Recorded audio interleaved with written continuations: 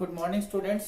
आज का हमारा जो टॉपिक है वो क्या है, क्लोरोफाइसी के अंदर कारा के बारे में पढ़ेंगे। ठीक है, कारा एक एल्गी होता है, मैक्रोस्कोपिक एल्गी बोलते हैं इसको, बृहद शैवाल बोलते हैं। तो कारा के बारे में आज पढ़ेंगे। इसकी जो प्लांट बॉडी होती है इस तरह का प्लांट देखने को मिलता है। जो कारा का जो प्लांट होता है इस तरह से दिखाई देता है। इसको हॉर्स टेल बोलते हैं। घोड़े की पूंछ जैसी संरचना इसकी रहती है, तो इसको एक्वेटिक हॉर्स टेल भी बोलते हैं। कारा का जो प्लांट होता है वो डार्क ग्रीन कलर का होता है। ठीक है, एकदम गहरे हरे रंग का पौधा होता है और इसके अंदर क्लोरोफिल ए और क्लोरोफिल बी, क्लोरोफिल ए और क्लोरोफिल की मात्रा बहुत ज्यादा प्रेजेंट होती है, इसीलिए इसका कलर कैसा होता है, डार्क ग्रीन कलर का होता है। रिजर्व फूड के रूप में जो संचित भोजन होता है, संचित भोजन के रूप में इसमें स्टार्च प्रेजेंट होती है। प्लांट बॉडी जो रहती है उसकी पूरी प्लांट बॉडी के ऊपर कैल्शियम कार्बोनेट का कवर रहता है। ठीक है, जैसे स्टेम हो गई, लीफ हो गया, पूरी प्लांट बॉडी के ऊपर क्या मिलेगा, कैल्शियम कार्बोनेट का कवर पाया जाता है। कारा जो होता है वो एक सबमर्ज्ड एल्गी होता है। सबमर्ज्ड एल्गी का मतलब ये जल की जो कीचड़ वाला जो जल होता है, जहां पे मड वाटर ज्यादा पाया जाता है, उस जल के अंदर ये आधा डूबा हुआ रहता है। ठीक है, कीचड़ वाला जो जल होता है या मड वाटर जिसे बोलते हैं, उस जल के अंदर ये आधा डूबा हुआ अवस्था के अंदर पाया जाता है, तो इसीलिए इसे क्या बोलते हैं, सबमर्ज्ड एल्गी बोलते हैं। कारा की जो प्लांट बॉडी होती है उसमें नोड और इंटरनोड के अंदर ये डिवाइड रहता है। ठीक है, पूरा जो एपिकल पार्ट रहता है, इसका मेन एक्सिस जो होता है, स्टेम वाला पार्ट, वो नोड और इंटरनोड के अंदर डिवाइड रहता है। नोड का मतलब होता है पर्वसंधि। नोड क्या होता है, पर्वसंधियां, और इंटरनोड क्या होता है, पर्व। इंटरनोड पर्व। तो कारा का जो मेन एक्सिस रहता है, मुख्य अक्ष जो रहता है या जो तना होता है, वो नोड और इंटरनोड के अंदर डिवाइड रहता है। ठीक है, तो नोड वाला पार्ट यहाँ पे कौन सा हो गया, ये यहाँ पे ये नोड का भाग होता है। दो नोड के बीच की जो जगह होती है, ठीक है, यहाँ पे ये नोड प्रेजेंट है, यहाँ पे ये नोड प्रेजेंट है। दो नोड के जो बीच की जगह होती है उसे हम क्या बोलते हैं, इंटरनोड बोलते हैं। ठीक है, दो नोड के बीच का स्पेस क्या कहलाता है, इंटरनोड कहलाता है। तो कारा की जो प्लांट बॉडी होती है वो नोड और इंटरनोड के बीच में डिवाइड रहती है, पर्व और पर्व संधियों में विभाजित होती है। कारा के अंदर डाइमोर्फिक ब्रांचेज पाई जाती है। ठीक है, डाइमोर्फिक ब्रांचेज होने का मतलब क्या होता है कि इसमें दो प्रकार की ब्रांचेज पाई जाती है, दो प्रकार की शाखाएं पाई जाती है। एक तो होती है जिसे हम बोलते हैं लिमिटेड ग्रोथ वाली ब्रांचेज। ठीक है, एक ब्रांच को हम क्या बोलेंगे, लिमिटेड ग्रोथ वाली ब्रांचेज। इन शाखाओं की जो वृद्धि होती है वो लिमिट में होती है, कम होती है। ठीक है, जैसे एक लिमिट तक ये बढ़ती है, उसके बाद में इनकी ग्रोथ रुक जाती है। ये कहां से निकलती है, नोड वाले पार्ट से। ठीक है, नोड वाले पार्ट से लीफ लाइक स्ट्रक्चर निकलती है, जिन्हें हम क्या बोलते हैं, लिमिटेड ग्रोथ वाली ब्रांचेस बोलते हैं। दूसरी जो ब्रांच होती है उसे हम बोलते हैं ब्रांच ऑफ अनलिमिटेड ग्रोथ। दूसरी ब्रांच को हम क्या बोलेंगे, ब्रांच ऑफ अनलिमिटेड ग्रोथ। ये भी ब्रांचेस जो रहती है वो नोड से ही निकलती है।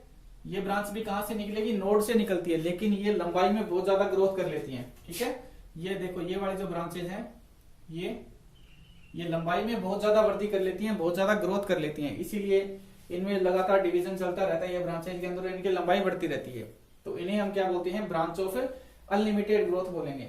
इसे क्या बोलेंगे, ब्रांच ऑफ अनलिमिटेड ग्रोथ। तो जो लिमिटेड ग्रोथ वाली जो ब्रांचेज होती है वो एक चक्र के रूप में पाई जाती है, नोड के चारों तरफ एक चक्र के रूप में प्रेजेंट रहती है। ठीक है, जो लिमिटेड ग्रोथ वाली जो ब्रांचेज होती है वो नोड के ऊपर एक चक्र के रूप में, वोर्ल के रूप में प्रेजेंट होती है, एक चक्र के रूप में पाई जाती है। और जो अनलिमिटेड वाली जो ब्रांचेज होती है, जो अनलिमिटेड जो ब्रांचेज होती है, इन्हें हम क्या बोलते हैं, नोड से ही निकलती है लेकिन लंबी लंबी ब्रांचेज होती है, इन्हें दूसरा नाम भी बोल सकते हैं, इन्हें क्या बोलेंगे, ऑक्सिलरी ब्रांचेज भी बोलते हैं, ऑक्सिलरी ब्रांचेज। ठीक है, या फिर अनलिमिटेड ग्रोथ वाली ब्रांचेज भी बोल सकते हैं। तो ये भी नोड से निकलती है लेकिन लंबी लंबी होती है, इनकी लंबाई थोड़ी बढ़ जाती है, तो ब्रांच ऑफ अनलिमिटेड ग्रोथ बोलेंगे इसको, या इसका दूसरा नाम भी होता है, इसे ऑक्सिलरी ब्रांचेज भी बोलते हैं, ऑक्सिलरी ब्रांचेज भी बोल सकते हैं इसको। इसके अलावा जो प्लांट का जो नीचे का पार्ट होता है, जहां पे जड़ें प्रेजेंट रहती है, ये क्या कहलाती है, प्लांट का जो नीचे का भाग होता है वो राइजोइड कहलाता है। ठीक है, प्लांट के नीचे का भाग क्या कहलाता है, राइजोइड। इसे मूलाभास बोलते हैं, मूलाभास। रूट की तरह, रूट सिस्टम नहीं होता, रूट की तरह ही होता है, रूट का ही काम करता है, लेकिन यहाँ इसे क्या बोलेंगे, राइजोइड बोलते हैं। ठीक है, एल्गी में इसको क्या बोलते हैं, राइजोइड बोलते हैं। तो राइजोइड की जो स्ट्रक्चर होती है वो इस तरह से होती है। एक राइजोड की जब इंटरनल स्ट्रक्चर देखेंगे तो इस प्रकार की संरचना होती है, व्हाइट कलर के होते हैं ये, ठीक है। राइजोड्स कैसे होते हैं, व्हाइट कलर के, सफेद रंग के होते हैं, और ये मल्टी सेलुलर स्ट्रक्चर होती है, बहुकोशिकीय रचना होती है, मल्टी सेलुलर होते हैं, बहुत सारी कोशिकाओं से मिलकर बने हुए रहते हैं।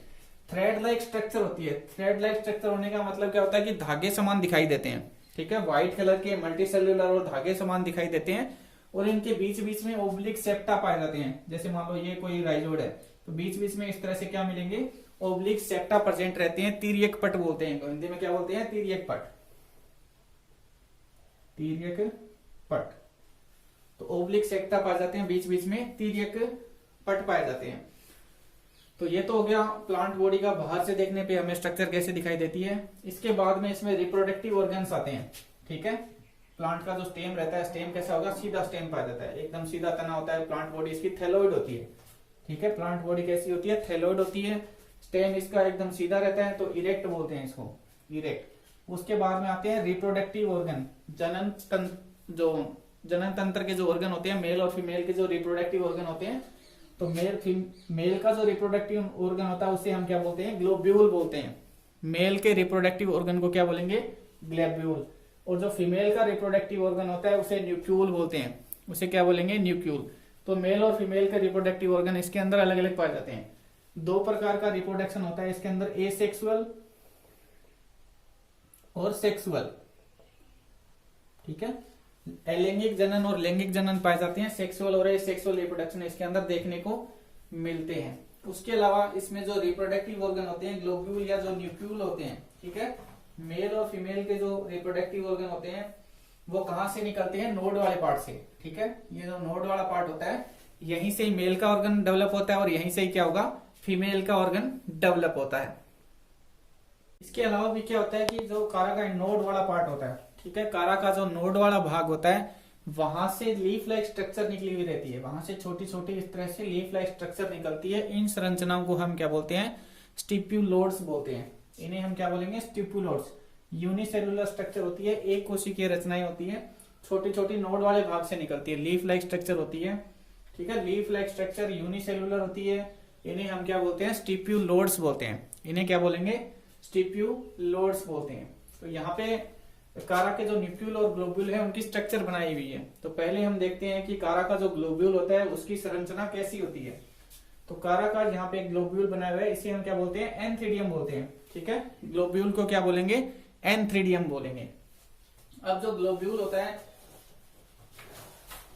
वो शुरू में ग्रीन कलर का होता है, ठीक है। ग्लोब्यूल जो रहेगा वो शुरू में ग्रीन कलर का होता है, जैसे जैसे ये मेच्योर होने लग जाता है तो इसका कलर चेंज हो जाता है, बाद में ये कैसा हो जाएगा, रेड या ऑरेंज कलर का हो जाता है, ठीक है, रेड या ऑरेंज कलर का। शुरू में तो ये ग्रीन कलर का होता है, बाद में जब मैच्योर हो जाता है धीरे धीरे तब ये रेड या ऑरेंज कलर का हो जाता है, नारंगी रंग का हो जाता है। जो ग्लोब्यूल होता है वो पेडिसिलेट होता है, ठीक है, एक वृंत के साथ में जुड़ा हुआ रहता है, ठीक है। ग्लोब्यूल जो होता है वो पेडिसिलेट रचना होती है, एक वृंत के साथ में ये जुड़ा हुआ रहता है। पेडिसिल को हम क्या बोलेंगे, वृंत बोलेंगे। जो पेडिसिल जो इसका जो वृंत होता है वो यूनिसेलुलर होता है, एक कोशिकीय, और कैसा होता है, बड़ा होता है थोड़ा, ठीक है। यूनिसेलुलर होता है, बड़ा होता है, एक कोशिकीय होता है। इसके अलावा जो ग्लोब्यूल होता है वो 24 कोशिकाओं से मिलकर बना हुआ रहता है, ठीक है। जो ग्लोब्यूल होता है वो 24 कोशिकाओं से मिलकर बना हुआ पाया जाता है, जिसमें 8-8 कोशिकाओं की 3 लेयर होती है। ग्लोब्यूल 24 कोशिकाओं से मिलकर बनता है, जिसमें 8-8 कोशिकाओं की 3 लेयर प्रेजेंट होती है। सबसे बाहर की जो 8 कोशिकाएं होती है इन्हें बोलते हैं शील्ड सेल्स। इन्हें क्या बोलेंगे, शील्ड कोशिकाएं या परिरक्षक कोशिकाएं बोलते हैं। शील्ड सेल भी बोल सकते हैं या परिरक्षक कोशिका भी बोल सकते हैं।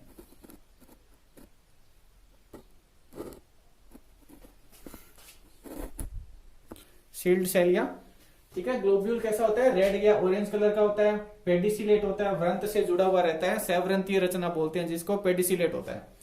उसके अलावा ये 24 कोशिकाओं से मिलकर बना हुआ रहता है। 24 कोशिकाओं में 8-8 कोशिकाओं की 3 लेयर प्रेजेंट होती है, 8-8 कोशिकाओं की 3 लेयर पाई जाती है। सबसे बाहर की जो 8 कोशिकाएं होती है वो शील्ड सेल्स कहलाती है, परिरक्षक कोशिकाएं बोलते हैं इनको। उसके बाद में जो 8 कोशिकाएं होती है वो मेनुब्रियल सेल्स कहलाती हैं। इन्हें क्या बोलेंगे? मेनुब्रियल, मेनुब्रियल सेल्स। हिंदी में इसे बोलते हैं दंडाभ कोशिका। हिंदी में क्या बोलेंगे? दंडाभ कोशिका। और सबसे लास्ट की में जो 8 सेल्स होती हैं इसे बोलते हैं capitulum cells, primary capitulum cells. ठीक है, 8 कोशिकाओं की 3 लेयर होती है। सबसे बाहर 8 सील्ड सेल मिलेगी, उसके बाद में 8 है मेनुब्रियल कोशिकाएं पाई जाती है, दंडाभ कोशिकाएं पाई जाती है। उसके अलावा सबसे नीचे की जो लेयर होती है उसे बोलते हैं प्राइमरी कैपिटुलम सेल्स, या इसे मुंडक कोशिका बोलते हैं। हिंदी में इसे क्या बोलेंगे? मुंडक कोशिका, मुंडक सेल बोलते हैं।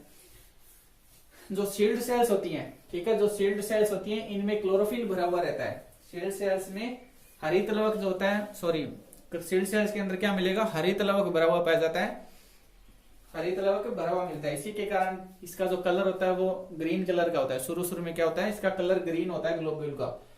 क्यों होता है? क्योंकि जो शील्ड सेल्स होती है उनके अंदर क्लोरोफिल, जो हरित लवक होता है वो भरा हुआ पाया जाता है। मैच्योर होने के बाद में जो क्लोरोफिल होता है उसकी मात्रा कम हो जाती है और क्लोरोफिल की जगह इसमें आर कैरोटीन की मात्रा बढ़ जाती है, आर कैरोटीन।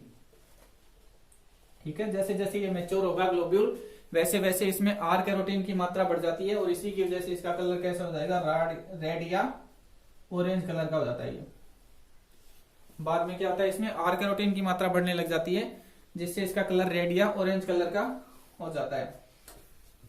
तो ये तो है ग्लोब्यूल के स्ट्रक्चर। ग्लोब्यूल के बाद में हम देखेंगे न्यूक्लियल जो होता है। ठीक है, फीमेल का जो पार्ट होता है उसे क्या बोलेंगे? न्यूक्लियल या ओगोनियम बोलते हैं।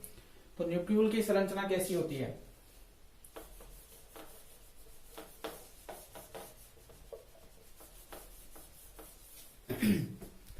न्यूक्लियल के स्ट्रक्चर में क्या होता है?